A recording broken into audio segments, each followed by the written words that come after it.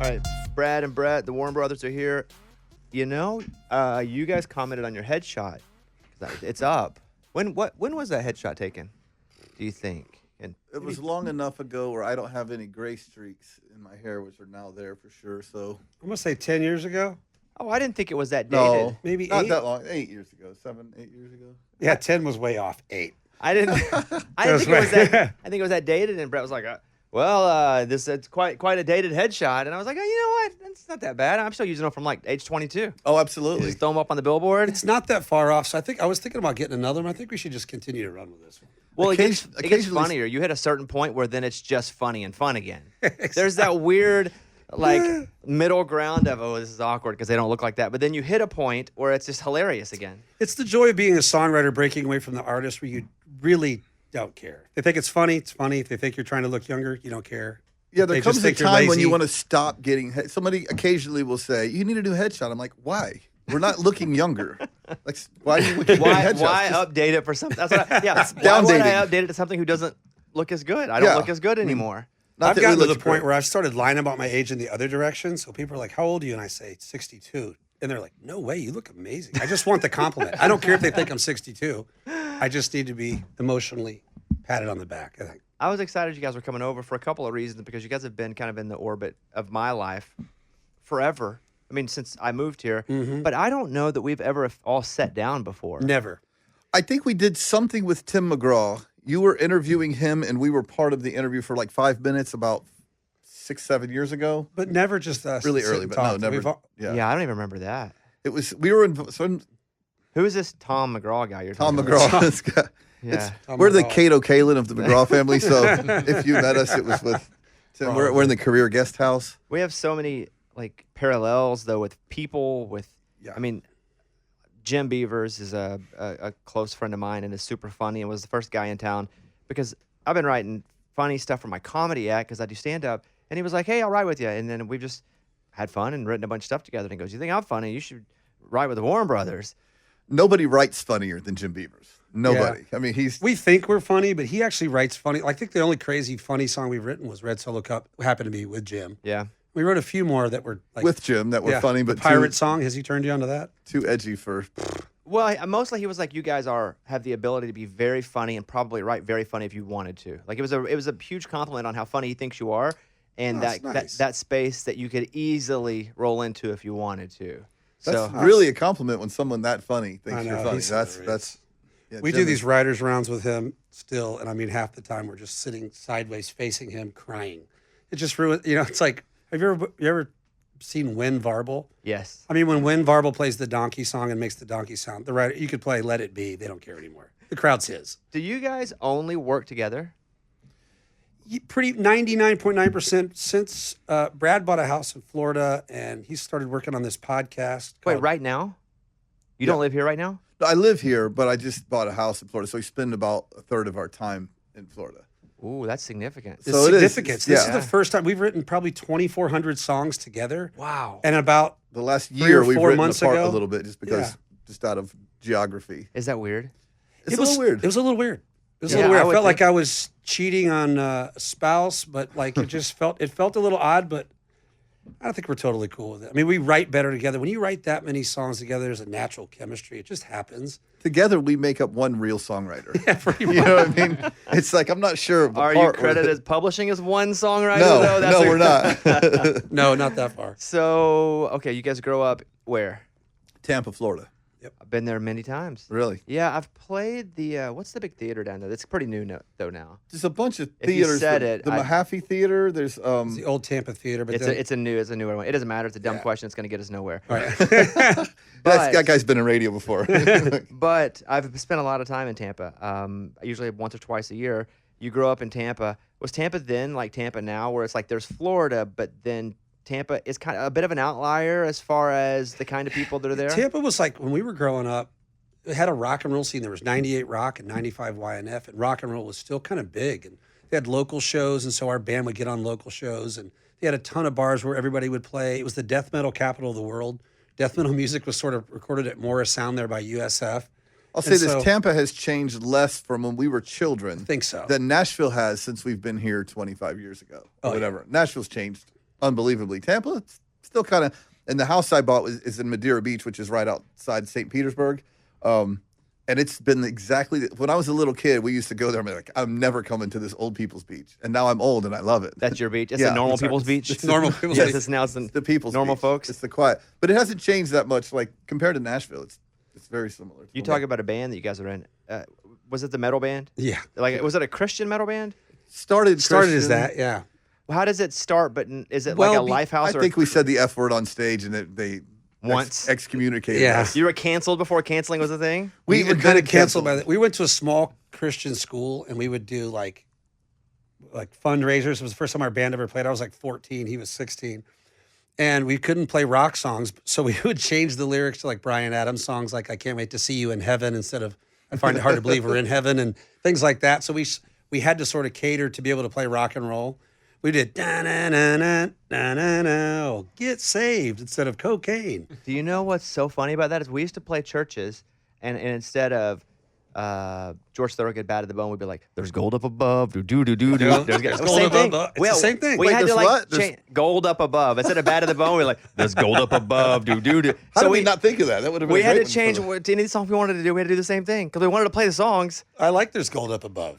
I may rewrite that. You know, I don't know that you should because I don't want to tickle a bone, but it's amazing how full of crap church stuff can be because it's just if it's in name and it falls into the lane, it's good. But as soon as someone has a real problem, they seem to like scatter like flies. Not always, but says the person canceled by the churches. I'll be honest. The church invented canceling. I mean, it really did. We canceled some people when I was a kid. I'm like, man, if they stopped going to our church, we lost their numbers. Did you learn your love for music in church? We did. Yeah. Like, was there a music or a choir or There was a band in our church. I Like don't think we learned. I mean, maybe different. I didn't love the music in the church. But We if you had the got option to play it. in church, Yeah, we would play it. yeah, because it was more fun to play in church than to stand there listening to it. So we had drums and bass and guitar. So we did play in church and learned how to play.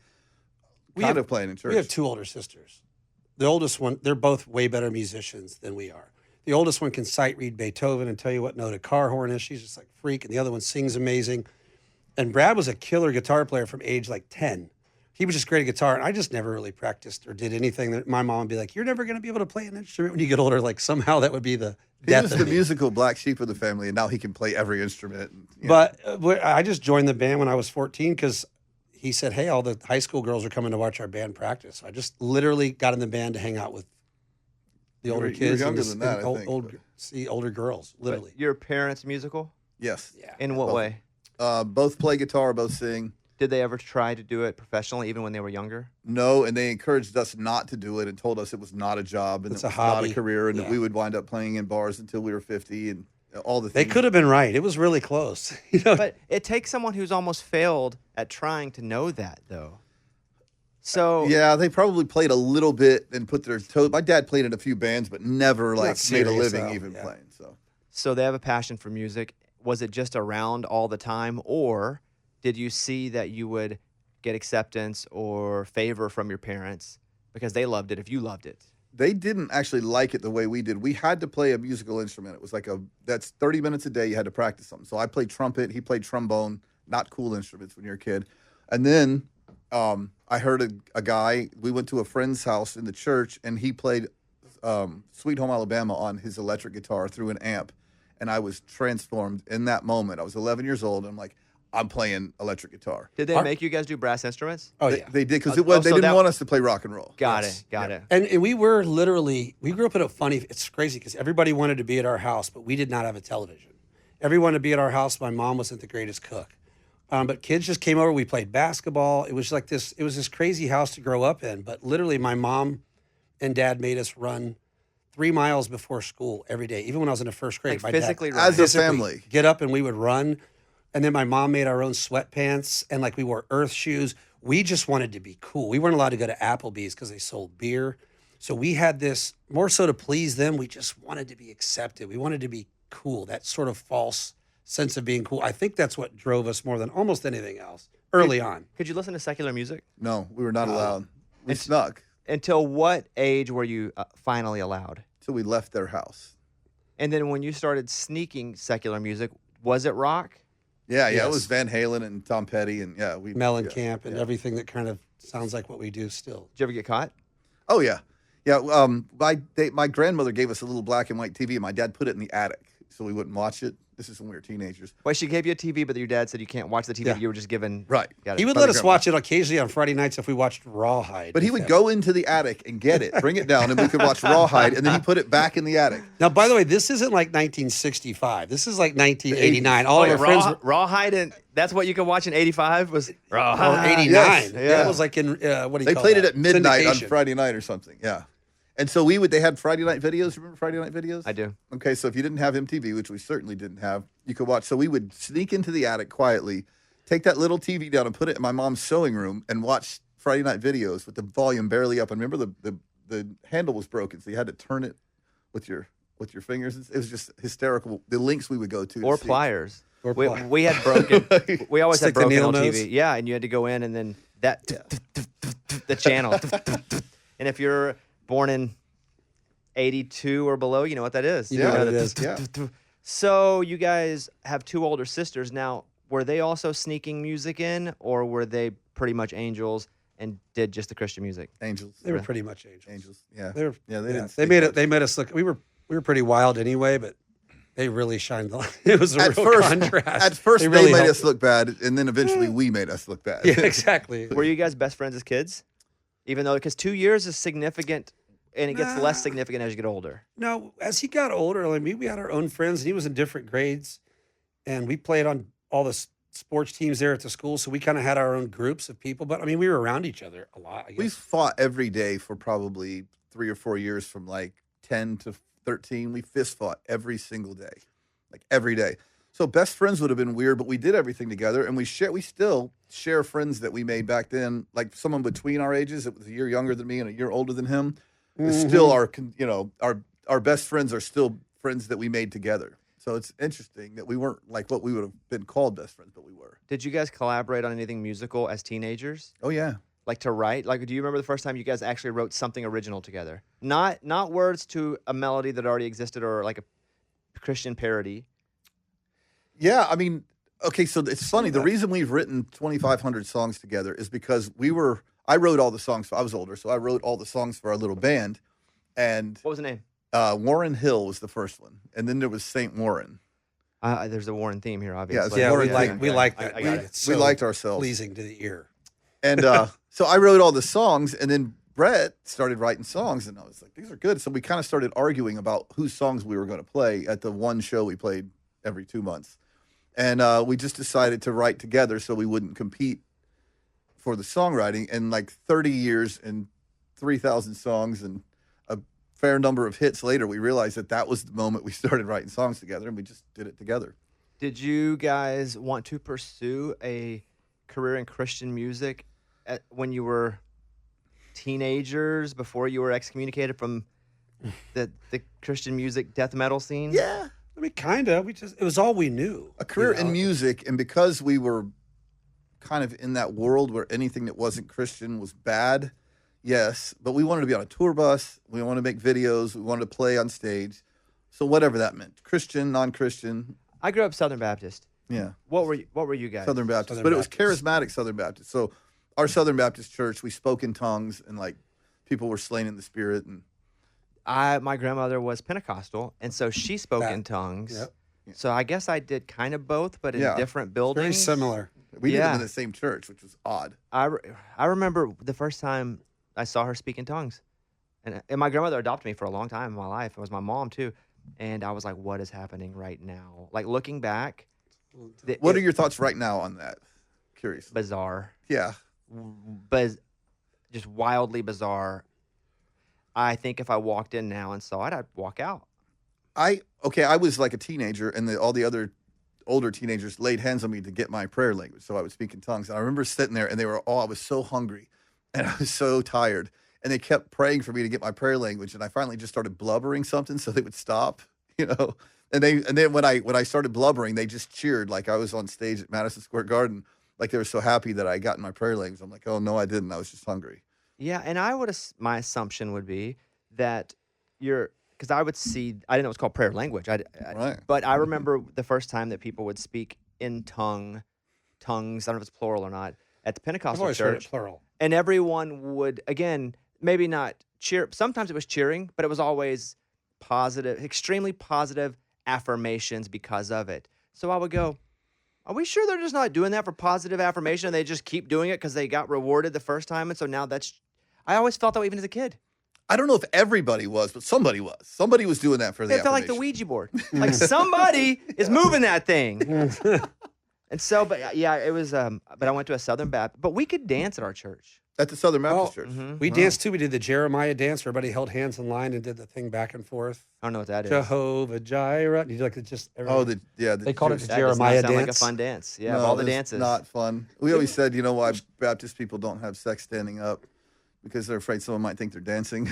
You know, Yeah. we were like, no dancing if it was rock music, but you could flail about the church while speaking in tongues, and that was cool. But you couldn't like slow dance to. You couldn't do it slower to music. You couldn't do the same thing slower to music. Right. You can only do it fast. And Right. my church was pretty. I mean, I went to a Southern Baptist church, Mountain Pine Baptist, and they were actually not the typical what I hear from people who went to other Southern Baptist churches. Because some of my friends were like, "Wow!" I mean, they were just like held. You can only do this. Everything's regulated.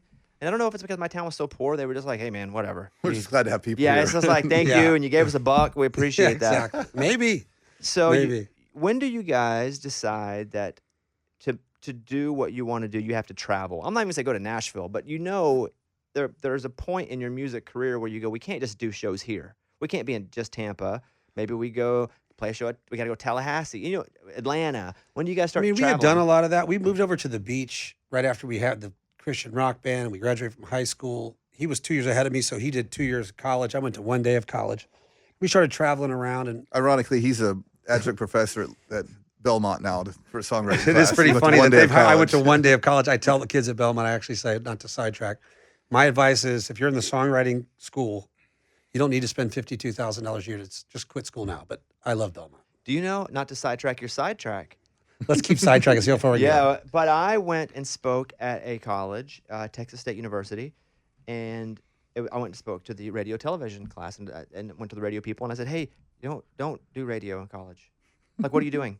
Why are you doing? Don't do radio. Like, either if you're trying to do what I'm doing, you're not in the right place. Right. You need to go be doing it. Or if you need to get a degree, like I had to get a degree, don't study this while you're here. So if Study you're- something else. Yeah, and they told me I wasn't allowed back on campus. For years, I was banned from campus. What Got a- did you study? What was your major? Well, let me finish this. I got a letter from them going, "Hey, thank you for coming, but you can't come back." And then, like 4 or 5 years later, I finally got a note from the new president that came in, said, "Hey, we would love to have you back." And That's so funny. I still haven't been back, but yeah, they told me. Well, don't these come kids back. are all in my class. They're seniors. They're songwriting majors. That's what their major is. And I asked them, how many songs have you written this year? 1. I started 1. I've written 2, like very few. And I'm like, I'm 51. I've had quite a few hits and I've written thousands of songs and I've written 6 this week.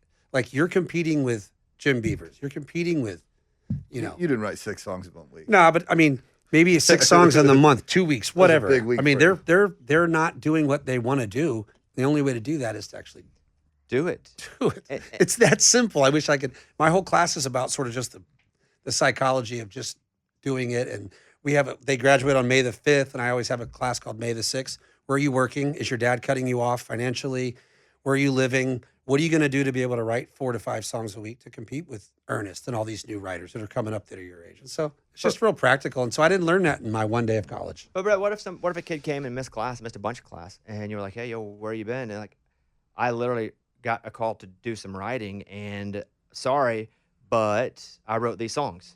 What do you do as the instructor? That's his choice he's gonna have to make. I don't really monitor that. I don't even keep a tab of attendance. In my class they'll meet Troy Tomlinson 1 week and Seth England and Ken Levitan and managers and producers and big writers, and we meet on Tuesdays and Thursdays, and they meet someone like yourself in the business on a Tuesday, and then we'll talk about radio and what a radio promo tour looks like and what that would look like for you. Or we'll have a manager and say, why do you need a manager or a business manager?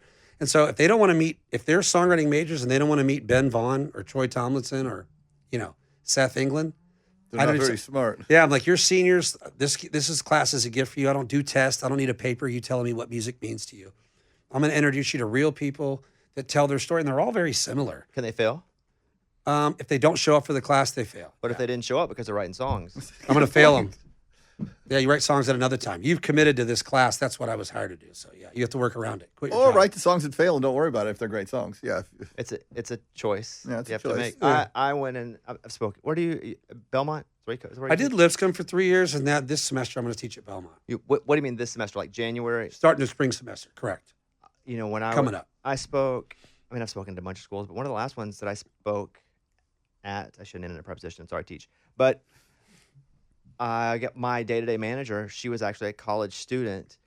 Wrote my name. Here it is. Emailed me for an internship. She emailed me. Brought her on as an intern, assistant producer. Couldn't really pay her that much there. Hired her as my assistant, executive producer, head producer, and then took her. She works at Red Light Management now as my day-to-day manager. From me speaking at a class, because I would go and be like, "This is what's happening. This is how you do it. This is what," and then I made that connection there. It's a lot of hustle. Up though. Oh yeah, like I got out the door and she was like, "Broonk, hey, I'd love to talk about an internship," and I was like, "That's what I'm talking about. That's exactly how." There's always one kid in the class that's just like, there's a girl, Peyton Porter, is an artist. She was one of my classes, and she was doing every music show and emailing people and writing songs, even when she was in my class. And she's the one that's kind of moved forward and really doing it. You can just sort of tell the people that aren't letting grass grow to their feet, they're moving and shaking. You guys started moving and shaking when did you start going, we got to make money, we got to travel? So we started as this like original band doing showcases and working day jobs. And at some point we just got tired of working at a job. So we started learning cover songs and playing beach bars and happy hours. And we did that for a couple of years. It was cool. And one day that day we lived in this little shack on the beach, which is pretty fun. And we played for the tourists. And I had decided like, we got to get out. We had visited Nashville a few times. And we didn't know if we were a rock band or a country band. We just knew that this was a music town. And I had just decided, like, we're going to move to Nashville. I'm done with this. And, like, that night, Brett came home and he goes, "Dude, have you heard that song, I Can't Make You Love Me," by Bonnie Raitt? I was, "Yeah, of course." And he said, "I just heard that song on the way home and maybe pull off the road and just sit and listen to the whole thing. And we need to move to Nashville," expecting me to say, "Oh, let's see." And I said, "Yeah, I'm ready to go. Let's go tomorrow." So we didn't go tomorrow, but we went like a month later, maybe 2 months later. We got in we shared a Toyota Corolla. I don't know. Some girl gave it to him. Long story. A girl gave you a car? Christian rock pays off. Two girls gave him cars. Crazy. You Two must girls. be an excellent. Yeah. Just a gigolo. And I can speak in tongues really good. oh, I didn't mean that the way it came out, but you guys all took it that Well, way. yeah. But literally, what happened was we came here and we didn't even know what we do for a living now exists. What was your expectation, though, when you tell him, "Let's move to Nashville"? What did you think he would say, and what did you want from him? I was just passionate about it. I was So you did really want to go? I was really wanting to go. I was probably going to go no matter what, but I knew he would do. We could kind of tell. We were frustrated in the idea that there was a low ceiling. Like you said, we've got to get out of here. That was kind of like understood, but we were so sheltered as kids that those 2 or 3 years in our mid-20s playing covers for a living was something we needed to grow up. We were paying our rent and figuring out how to play music, entertain crowds, and we needed that. We were just kind of late bloomers. And but we were coming here to be stars. We were coming here to be Keith Urban, So we knew one guy here. He was a host at Bennigan's, this guy named Johnny V. And he introduced the first person we rented an apartment, a one-bedroom, and we shared a one-bedroom apartment. And we went to see our buddy that worked at Bennigan's as a host. It was the only person we knew in Nashville. And he introduced us to his friend that was also a host at Bennigan's, Shane McAnally. Wow. Literally. And he was just like, he was further behind than we were in the music business. Shane was probably how old? Probably our age. 20. That time? He's probably 22, 23. Maybe. He's Wow. young. And 94. I'm a songwriter too. We're like, cool. I mean, he was like I had no idea he would become the greatest We knew songwriter. one guy from Florida that had made a connection here with a guy named Buzz Kaysen, who has a studio right next to Black. But we didn't He's know been there him. forever. And Buzz introduced us to a new songwriter in town that we started writing some songs with named Tom Douglas. We had no idea that we were going to start getting mentored and start writing songs with that guy of that caliber. Have you seen his documentary? Oh, yeah. Isn't it the Oh, yeah. It's the greatest. I've watched it 10 times. Even if I didn't know Tom and didn't know his work and House That Built Me, for everybody listening, would probably be the song that most people associate with him. Correct. Yeah. The documentary is so good. It's unbelievable. Every What songwriter is should it? have to watch. It's like I it's don't- not even a documentary. It's kind of like a monologue. Yeah, it's like a Pizza. moving monologue, like a moving docu-log. I don't a know. moving docu-log. But he That's said exactly what it is. That's exactly what it He is. was like, "Would you like to watch this?" This is a year and a half ago, maybe Yes. 2. Mhm. He said, "Would you like?" Because we don't know what to do with it. And I watched it, and I was so moved by it that I was as honest as I could be. I said, "I don't know what to do with it either, but I do know what it did to me." And Yes. I actually felt all, and I just kind of listed the things that I felt. And is it even out? Can you get it? Yeah, it's on Paramount Plus. Paramount Plus. Yes. Okay, well then let me do a little plug here. Yeah. We should probably get Tom back on then. It's called Love Tom. Love Love Tom. Tom. It's amazing. It's on Paramount Plus, and Jason Owen kind of helped him move it there. And he just However. moves from one stage and one song and to Bro, every songwriter should have to watch that. He If you tells wanna the be a- story of his life and wraps in the songs that he's written and kind of the psychology of songs and life. And and I don't know, life. I don't even think you need to be a songwriter to enjoy it. No, No. you don't. Yeah. my son, my kids they're not paying much attention. My son, when it came out, he's 17 now. I think he was 15. We sat down. I said, "Watch this with me," and he got done. He goes, "I get it. I love it. It's awesome." And you met Tom when you first got here, or close to. Tom was our 19 mentor, which Yeah. is crazy because everyone's like, you guys don't even seem like you would know Tom Douglas. Does he still like you?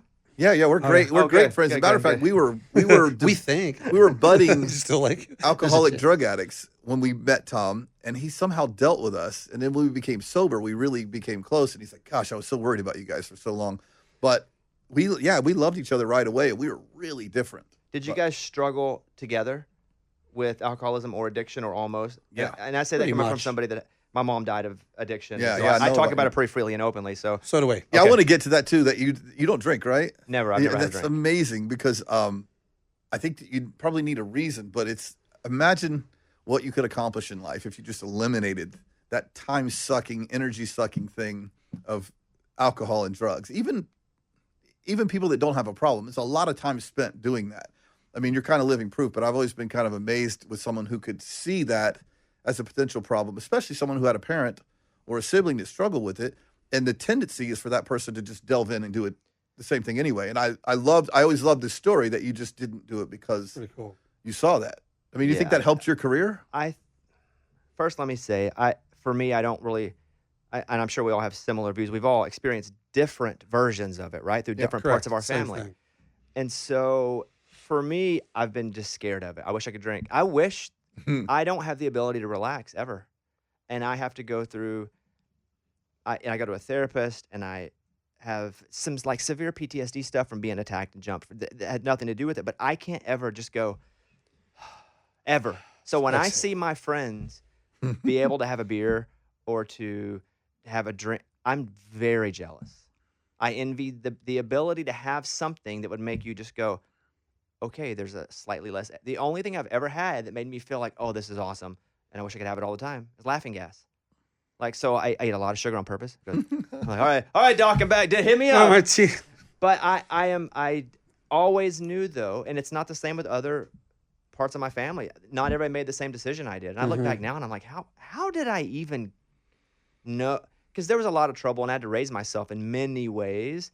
But I don't know how I was able to go, I'm never going to do it. And I never did it. And I'm shocked by that. Let me put your mind at ease. Well, I don't know. Everyone will have a different opinion on this. I think it's a gift. Sobriety is a gift because the crutch that we use to relax does work for about 20 minutes. Maybe an hour if you don't have a problem, but it doesn't really work in the long run. Anything that gave me what I would call relief wound up with bad behavior and a terrible hangover and something that I regretted. And you don't have to wake up in the morning and wonder who you texted or what you said. And if you make a mistake, you can kind of own it because it was you. And I mean, That's the worst part. I don't want to do that. Yeah, exactly. I wish I could be like, I was drunk, guys. There's the But lack for of people that excuse. don't have a problem, that don't have the addiction, they can have a beer or a glass of wine, and it does sort of shine I the edge used to be off. jealous. I did. I used But to for be guys jealous, like but I'm us not that we anymore. have the disease, I mean, alcohol really wasn't our problem. It was our solution. We were the same way. I didn't really realize it growing up, but I was insecure and I wanted people to like me and I felt uncomfortable, socially awkward. And then when I would drink a couple drinks, I just didn't care. And I was the wild guy and the funny guy. So if 4 drinks were good, 12 were amazing. And it just Man, I became have this that crutch. same mindset. Same with everything. It's Yeah. really that way. Do you guys have addictive personalities? And 100%. More. oh, yeah, me too. Our drug of choice is more. What? Caffeine. I overdo caffeine to this day. I think I work a lot. Yeah, Mhm. obviously. Yeah. And it's Keep your mind busy. I absolutely, and I understand why someone like we talked about him earlier, Tom McGraw, where he would work out all the time. Mm-hmm. Because if you have an addictive personality, and I do, God, I do, with everything I do, Mm-hmm.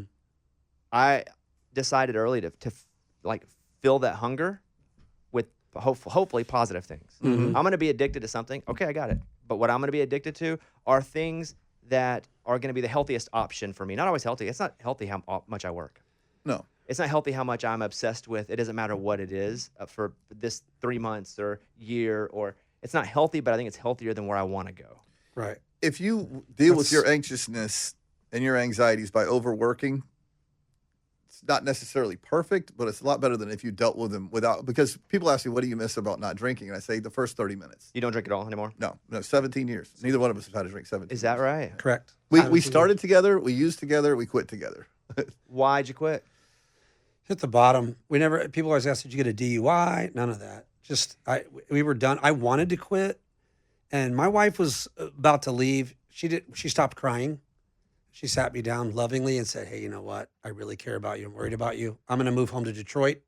I had 2 little kids at the time, and I was like, "Wow, this is really happening." And it kind of was this clarity moment. And then it was still about a year and a half till I fully quit it. But I really tried on my own. I'm only going to drink on the weekends. I'm only going to drink wine. I'm not going to take pills. I mean, fill in the blank. I was trying to do it myself. And we kind of were out in LA. Let's be honest, too. You didn't get a DUI because we lived on a bus. Because we would have gotten major I'm not DUIs. playing it like patting myself on the back, but there Right. wasn't like a big incident like that. That it was just I Drugs, was too. We were miserable. using cocaine, and that's no good into it's that. really fun right up until it stops being fun. It looks a lot. and then I it's mean, not any fun anymore. If I'm being honest, it looks like great fun. Yeah. Like it looks like the greatest fun ever. And I don't even say that jokingly. It's all my friends, they went to college. They have all these stories in college of parties and well, look what we did. You know what I did? I went to work. And yes, it's great now. It is. It's great. But there's my point is I don't celebrate the fact that I never had a drink. Like look at my trophy. I go, it's hard and I wish that I could not, but I know where I have deficiencies. I think we all have them in different areas of our life. It's just 100%. I also don't keep sugar in the house because I know I'll eat it all right then and there. All of it. I'll eat a whole cake. Yeah. So yeah, I can't. still do that, too. I'm as healthy as my grocery store trip. And That's if you have kale and almonds and blueberries, that's Well, what it's I'll funny eat. If you because have cheesecake, we're I'll eat into whole the thing. fitness a lot right now, and I intermittent fast. My kids are tired of hearing it; they want to hear it anymore. But I can deny myself much better than I can moderate myself. same. And I intermittent can fast say for the no. same reasons. Yeah, because once I start, I literally eat for 8 hours straight. It's almost like I am addicted to intermittent fasting once I start, or whatever it is. Yeah, it's like now I'm gonna be. I want to be the best at everything too. So I know that if I drink, I'd be the number one drinker. I want to be the number one intermittent faster. I want to be Yeah, What you said that resonated with me was your wife stopped crying, because that's a stage in it for whomever you're with. Even with Yes. my mom, it got to the point where I wasn't upset anymore, and I was just like, okay, well, I've exhausted that part, and it's not going to get better Correct. because of the exhaustion and the emotion. So now we're at this stage, and there were times checking her in and out of places that were very difficult before she died. But that is a stage. That was a stage that I had. But her brother died also, same reason. My dad left was when you're from a small town in a rural area where there aren't a lot of options. Like I understand the opioid epidemic in the way of, I get it. yeah. Oh, I totally I get hate it. It sucks, but I get it. When you have no options, Hopelessness and isolation. I would do if I were hopeless and isolated and sad, and here's something that can make me not be for a bit. I would. So it's a fun. definitely a lure. Well, I want to know what age you were when you just said like, Don't remember it. Always knew "Don't it. just do it." So awesome. I would see, and my real dad left, right? So he left at Did you- 5 or 6. 5 or 6. I vaguely remember. And then him. how old were you when you like gave up with your? I mean, like, I don't mean gave up, but you know what I mean. When you said, "Okay, I can't. No, the emotion's not going to fix this." For which part? Like when you stopped getting stressed about her going to rehab or over. Never. I never Never got stressed stopped? about her. I just always had this romantic version in my head of her, because I knew, and you guys will, maybe you can disagree if you'd like. I knew for her to get better, she had to get to a place where she wanted to do it wholly herself. Totally. For a long time, I felt like I can want it so bad for her, and if she kind of wants it, and then I started to make money, and I was like, oh great, I'll buy her some land. Bought her some land, then bought her a place to live. But I was actually doing what I shouldn't be doing, and I was aiding her. Enabling it. Enabling. Yeah. And so as I'm enabling her, It's tough. People don't know. They don't know. so then it's okay, well, but I'm doing all this stuff I thought could help, but actually enabled her to have more time and more resources to do that. And so I don't think she ever really wanted it. I don't think she knew. But again, she got pregnant at 15. Mhm. You know, she never did know poverty. Yeah. So You have like, siblings? I have a sister, yeah, Older or younger? younger, 4 years younger. And I had to do a lot of that raising myself. Are y'all close now? Closer. My sister had some struggles. Does she live here or no? No, she lives in Arkansas, where I'm from. So, but she never really, my mom, at one point, I don't want to make this about me, but I just find it so fascinating that you guys will openly talk about it because I know you guys have gone through The struggles parallels as well. are That's really significant. cool. And I'll end on my part of the story with this. I had been jumped at work and had a gun held to my head outside a radio event and death threat. I had a lot of stuff happen. And I'd been to the doctor. I don't like to take medicine even because I'm so scared to be addicted to stuff. Right. But there are times where I have to take medicine because I'm also, I'm not a hippie. Mhm. Yeah. So I went to the doctor and we started really light and tried all these things because I wasn't sleeping. I'd go maybe get an hour of sleep every 2 nights because I closed my eyes and I was getting attacked constantly in my dreams or my sleep. And so we tried all this stuff. And finally he said, hey, why don't we try this sleeping pill? We tried everything. So I'm scared to get addicted. He goes, great, then let's not. You can not sleep. We went through all the process. Took sleeping pills. Got to the point on them where I was dependent. I'm not going to say addicted, but I was definitely dependent. And there's a difference, There's small a difference. Yeah. And I stopped and I went through some crazy withdrawal from the sleeping pills. And I vomited for a few days, blurry, felt terrible. And I remember thinking to myself, if this is withdrawal from sleeping pills, if I were my mom, I would never stop taking meth. Yeah. And how violent.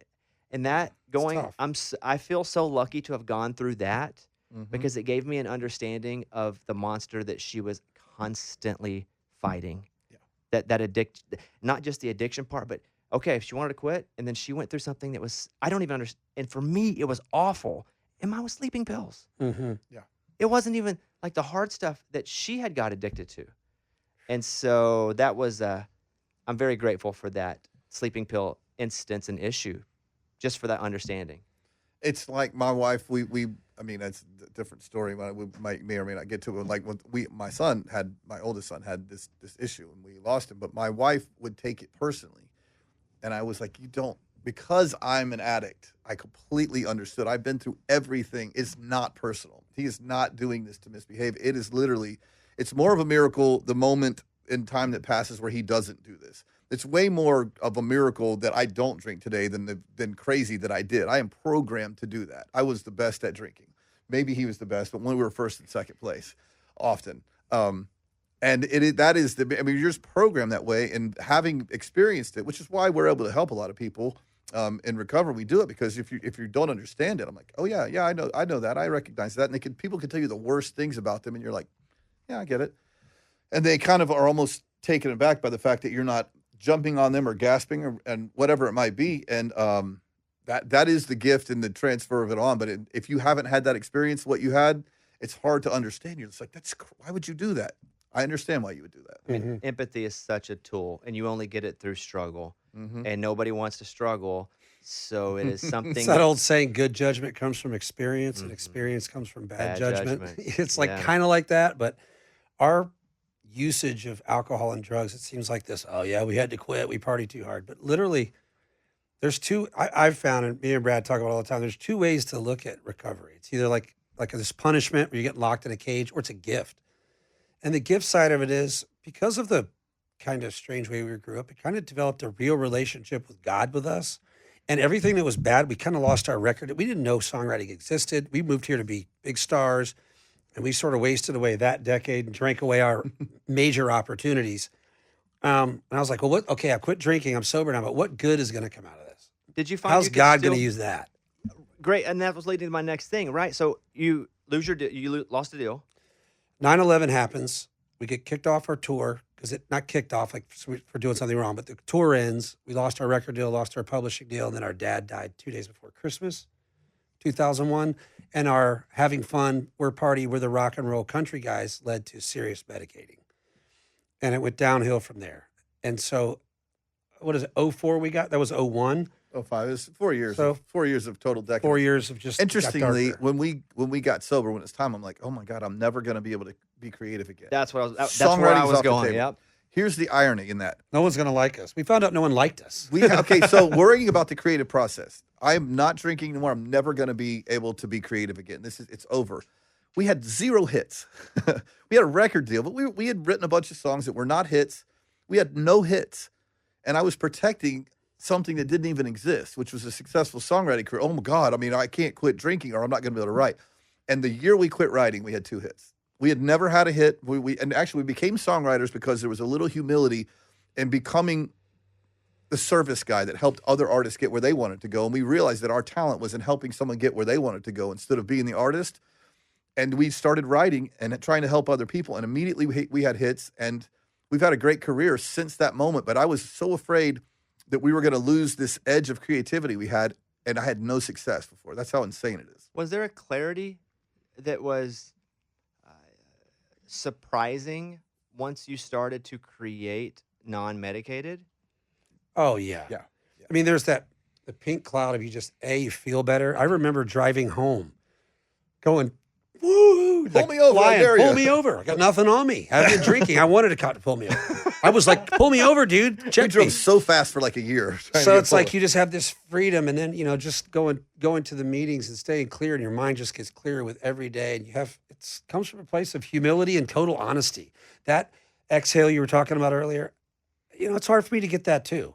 But I find it in moments like these, or when we're just sitting with other people and we're just being completely honest, and no one's worried about what you're going to say, you're going to judge you, or you made a joke that went too far. It's just like this moment when everybody's just sort of being compassionate, empathetic, and honest. And you can those are the moments where I go, it's okay. You know what though? Sobriety is I'm going to say better. Sobriety is easier for us than it is for you in a way, because we've been through a lot of that hell that your mom went through. The little issue you have with sleeping pills, we had that for 10 years.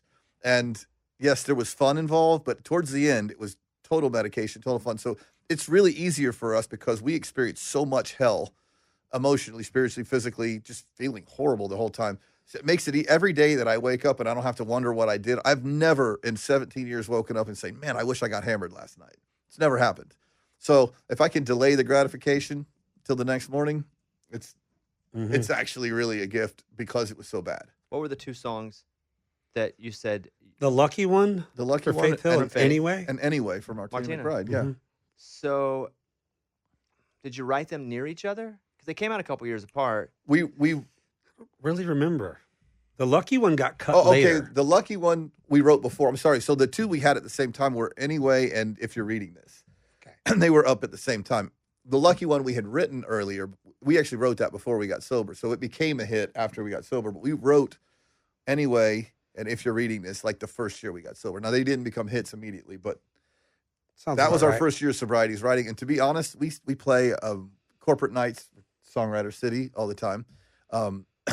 And in a 45-minute set, and we've written a lot of songs, thousands, and had a lot of hits. And we still, to this day, will play If You're Reading This and Anyway in that set because they were that. So that first year of sobriety produced something that we still make a living off of, which is ironic. I saw Tim do If You're Reading This. When he put out the book a year and a half or so ago, they did the theater tour, and he performed that.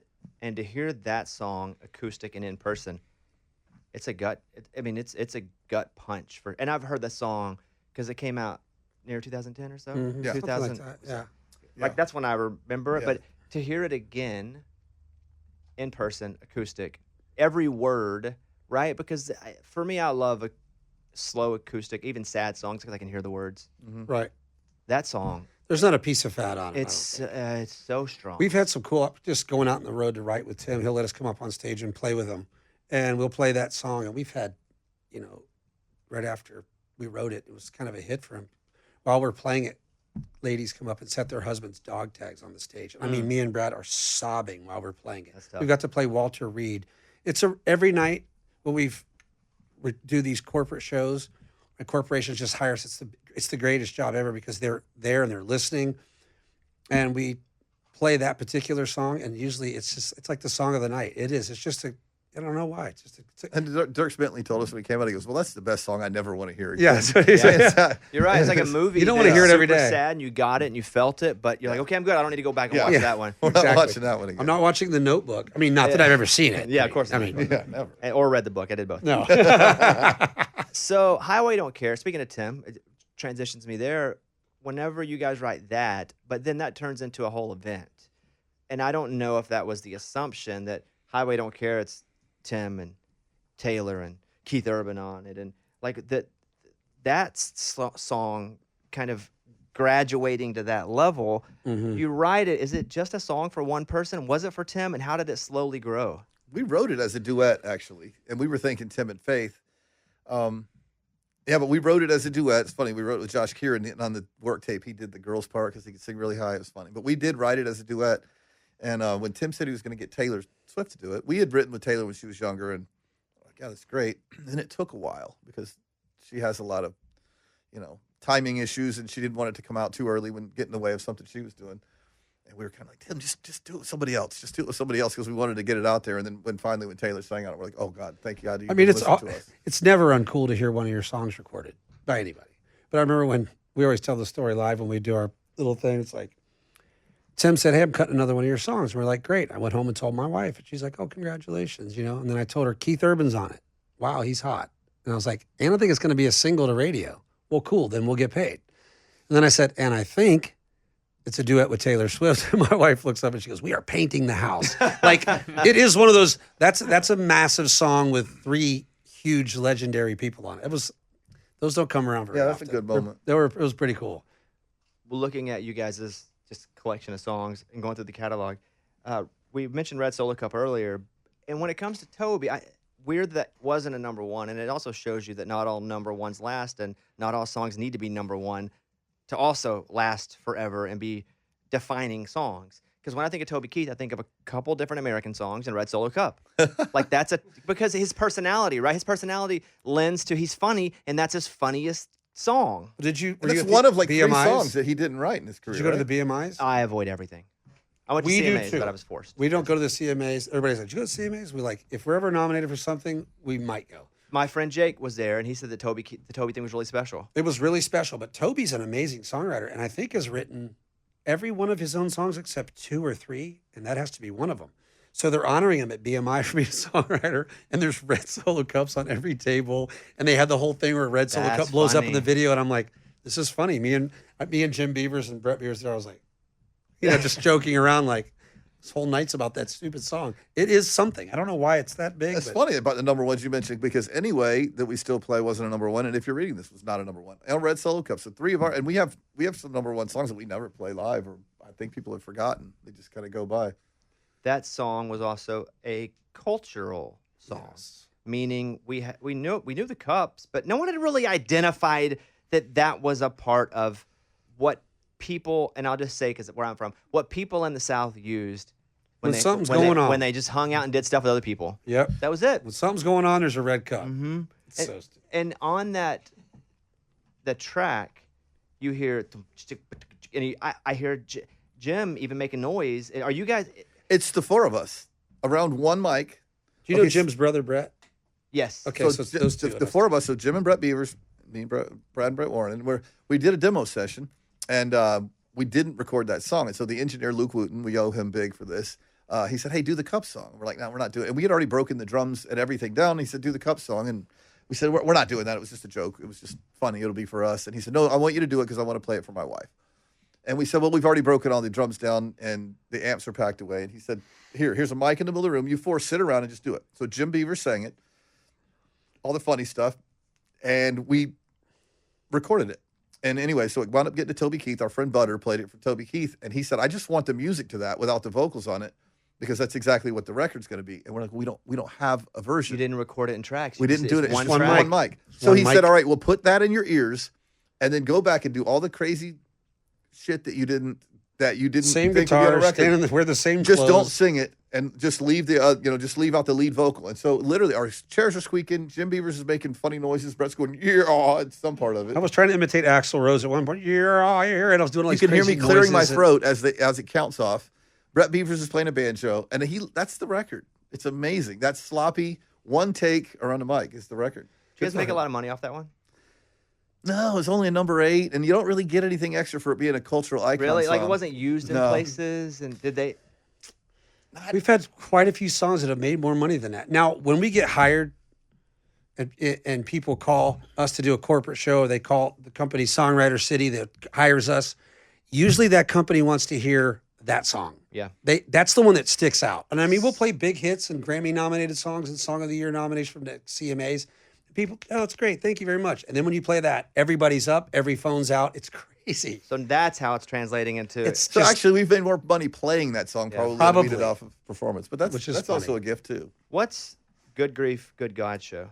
Okay, so it's a podcast I started. So 2.5 years ago, my oldest son died from a fentanyl overdose. He had struggled with drugs and alcohol. He had been sober for about a year, and then COVID happened, and he just, it just kind of fell off. And he had a couple weeks where he was out, and he took some drugs with fentanyl in them, and he died. So here's a new journey. And I started meeting with other men that I had a couple friends that had lost children, and I realized that because I'm in recovery, I had people to talk to. Like I had a circle of friends where men don't just sit around and get raw and honest with each other that often. That's just something that women do. And we were raised in a culture and you just don't talk about your feelings. And I realized that these men that I knew that weren't in recovery, didn't have anyone. Some of these guys, 4 years, 5 years, their child had been gone and they had never talked about it. I'm like, well, that's ridiculous. We should change that. So I started a meeting at my house with dads that lost kids. And so there's, some people that you would probably like Casey Beathard and Jeffrey Steele and some people that, but there's just a group of guys and we just started dialogue and just talk about the loss and really honest about things. And it's amazing. It's never in my life, except for that hour once a month or that 2 hours, am I in a room full of people where everyone knows exactly how I feel. And that conversation kind of spurred something in me. I wasn't really actually thinking of it. I ran into a guy. We were in Austin playing a charity event. And this guy, Matt Pivito, that produces Jack Ingram's podcast, saw me in catering. He said, hey, I want to talk to you. I've been waiting to meet you for like a year, but he said, I saw something that you wrote on Facebook about your son, and I think you should do it. And he said, I produce podcasts. I think you should do a podcast on grief. I'm like, well, that's a nice idea. I'm definitely not doing that. It doesn't sound like any fun at all.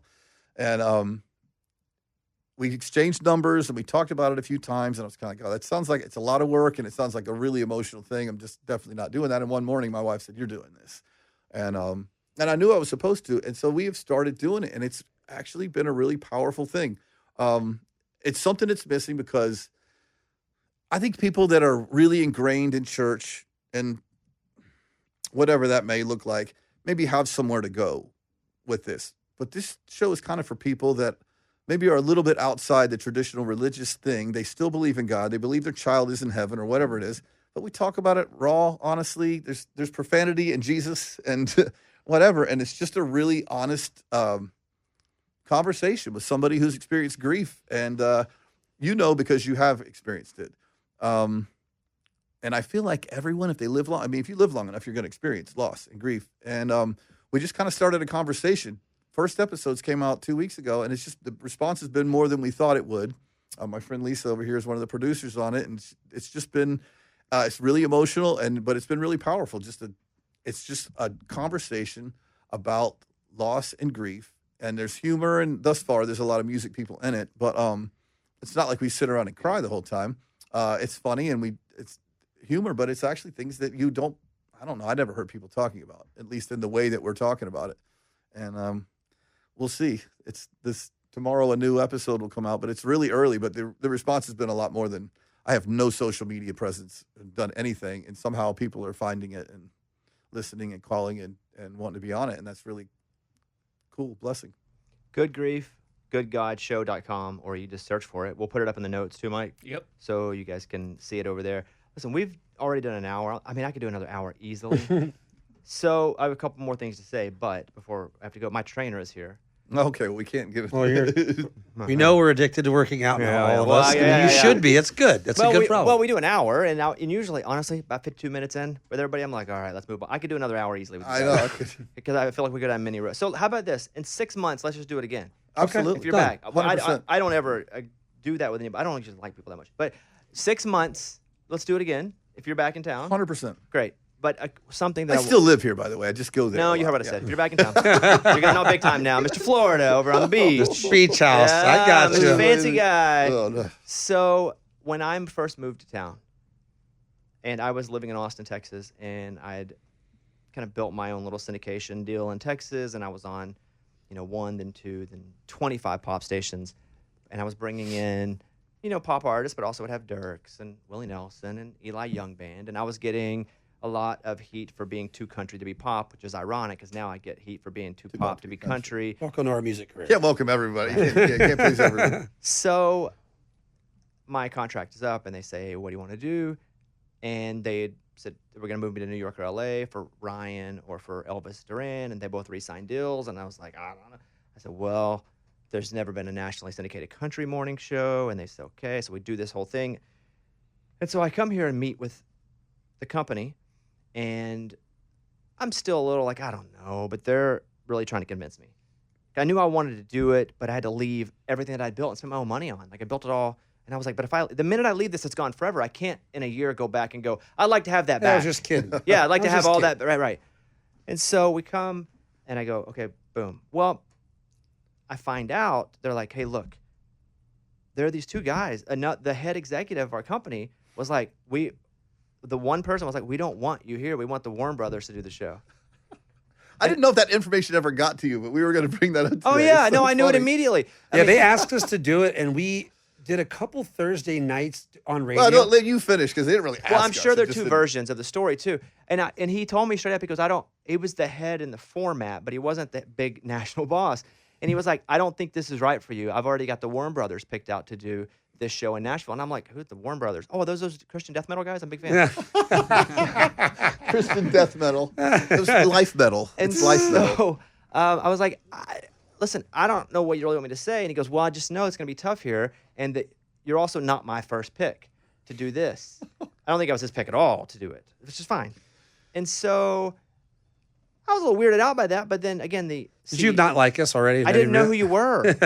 And Let me just say for the record, we would never have been even a smidget as successful as you have been Oh, at this. you No. don't know. You It don't might have been know good that- in Nashville. No, we don't. Nationally, it would have been all inside humor. We have No, good self-awareness. no, Being Well- a radio for 4 hours and Anyway. talking takes a lot of work, and we were like, anyway, yeah. nah, we can't do it. It's too I mean, hard. it's 5 hours, but who's counting? Anyway. Yeah, so, exactly. 5 minutes is tough. I remember just going, well, that's weird.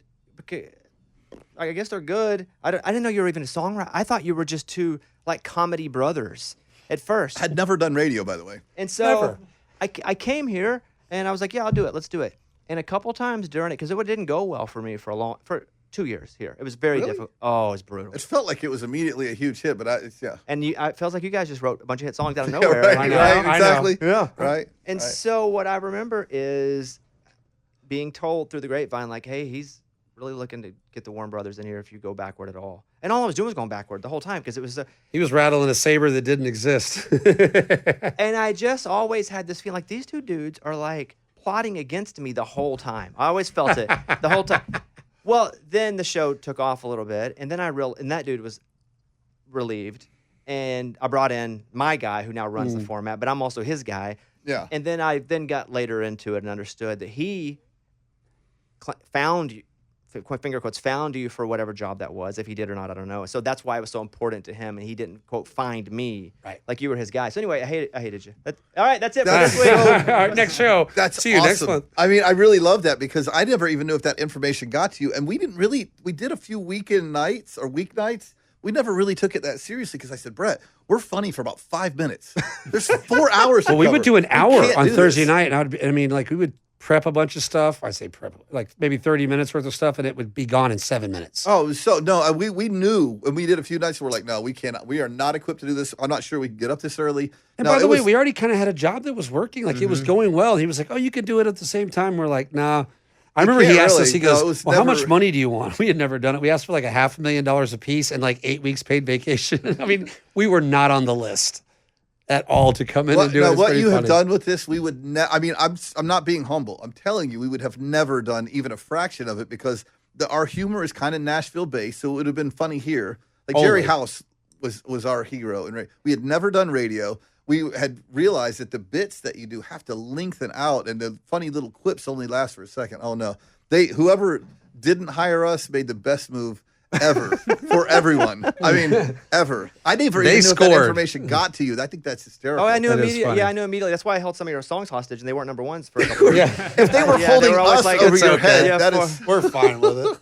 But that being said, I haven't really thought about that in years. And I've just been a big fan of you. Oh, Big fan of you thanks, guys. man. Mostly because people I'm a fan of and know and like personally have an affinity for have an affinity for you guys. Oh, that's Because we hadn't spent time together, but that's how you know if a show, if like somebody with sensibilities like yours loves a certain show and is like, this is it. It's good 99% you of the get time. it. Yeah. So some of my dearest friends, Lee Miller, several of our friends, like, you don't know Bobby Bones. You guys Lee would be Miller the was best blown of away. He friends. goes, wait a second. You don't know. You've never. I said, I don't think we've ever. Maybe said hi in passing with Tim, but we've never really talked. I had no idea. It's because we definitely almost didn't get this show.